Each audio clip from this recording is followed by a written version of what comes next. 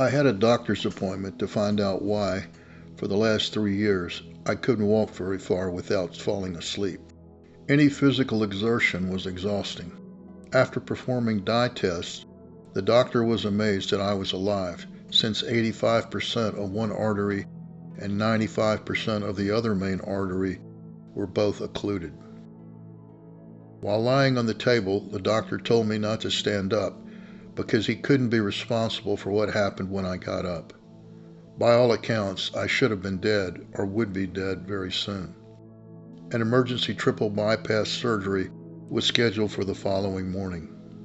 The next morning, prior to surgery on April 3, 2000, my girlfriend brought my children over to see me. My daughter told me she wanted me to wave to her when they were in the parking lot, since she knew which window belonged to my room. The nurse gave me something that knocked me out almost immediately, so I never got to wave goodbye to my children. This guilt followed me during my NDE. When I died on the operating table for the first time, I didn't realize I was dead. There was no out-of-body experience, no tunnels, no light at the end of the tunnel, no spirits, nothing. I was out of my body and just popped into the most beautiful place I've ever seen. Light is not visual there. The senses are all-encompassing impressions, which flooded into my being all at once. The experience is so intense that it is hard to explain because it doesn't follow a logical sequence, and it is totally wrapped up in emotion. Words are far too limited to explain, but I'm doing my best to try to say what happened. The senses are extremely heightened and don't really work like they do here. Words are completely inadequate because all the senses are wrapped up in each other.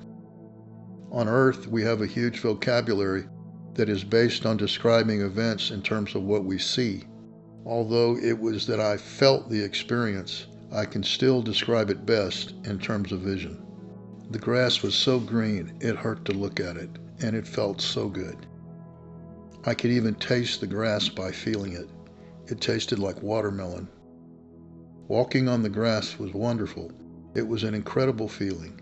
The best I can describe it is, oh my God, wow. The sense of smell was not with the nose. It was more like it permeated throughout my cheekbones and under my eye, like smelling through the sinuses. I didn't have 360-degree vision like a lot of people. I suppose this was because I focused on the grass and other things that were closer and more immediate to my attention. The rest of what might be there was unimportant.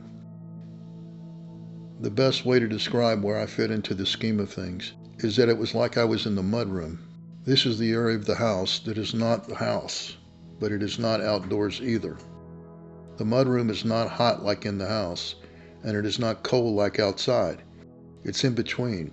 A high-traffic area where guests get rid of shoes and get ready to transition into the house. Then 3 yellow lights came forth. They came from the left side of an unbelievably intensely colored green pine tree, the color of a maple leaf in summertime with light coming through it. I got the feeling of yellow and the taste of lemonade. Not yellow like a banana, but it was more of a unique emotion and the feeling of yellow. For me, it was sort of the feeling of the flame dancing on top of a candle during an emotional dinner, and also like the feeling of warm yellow sunshine. I didn't really see the lights, but I knew they were there. I can't really call them entities, angels, or devils.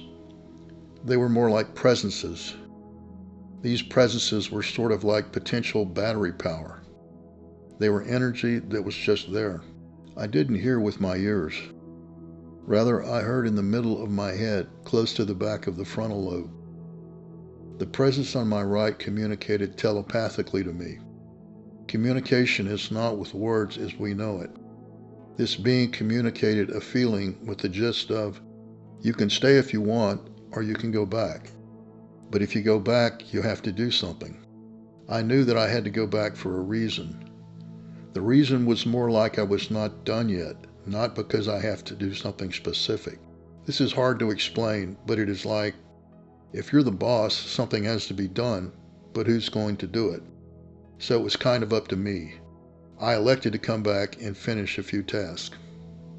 Part of making up my mind to come back was my children. As happy as I was over there, I got uncontrollably sad. I remembered that I didn't say goodbye to my children. I needed to go back to say goodbye. Then I popped back into my body. Ugh.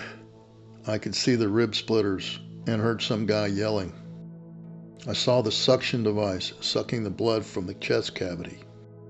I felt my arm and leg on fire, where they took the veins used for the bypass surgery on the heart. I could feel the pressure of pushing on my heart. I couldn't breathe. It hurt, and sure enough, pop, I was back on the other side again.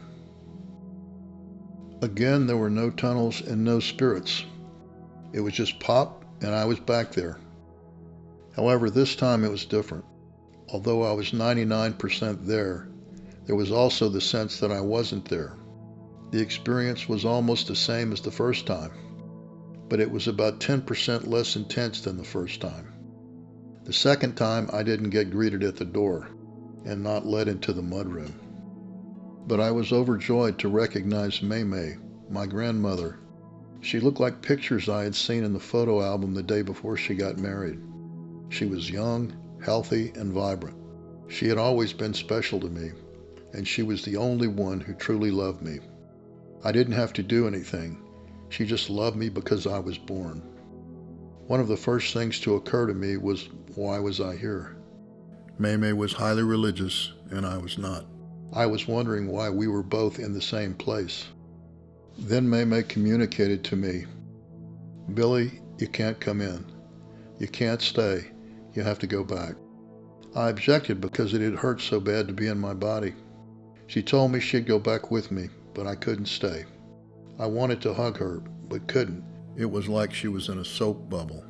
But I could feel the hug even though she didn't physically hug me. It's like saying that a hug is 10% physical and 90% everything else. To my amazement, I popped back into my body and it didn't hurt. What I saw in the operating room was a magnificent light above the operating room lights. It was much brighter than the physical lights. I knew it was May. All of a sudden, she made my arm fly up and hit the doctor. I heard him say, "He's back." They renewed their efforts to resuscitate me and finish the operation. May blocked the pain. She really took it away. I was somehow aware that she was smiling at me. During the recovery, it was really hard. I was so depressed. All I could see was a person who had physically wasted away. On the one hand, I so desperately did not want to be here. But on the other hand, I really wanted to be with my children. But I knew that I would stay for them. After my healing, I knew that my mission was to work with children. I knew I needed to open another Dungeons and Dragons den. Finally, in June 2002, I felt touched. I had had enough of a family gathering one day and went to get pizza from a place I had never been to. What I saw was the empty store across from the pizza place. I said, no way. My rational mind was saying that the town was too small and could not support a den. But here it was. There were at least 40 children on the right and 30 children on the left of the empty store. I knew this is where I would build the den that was part of my reason for coming back to Earth. The next day, I rented the space, and on June 22nd, 2002, on the summer solstice, Cody's Castle was opened.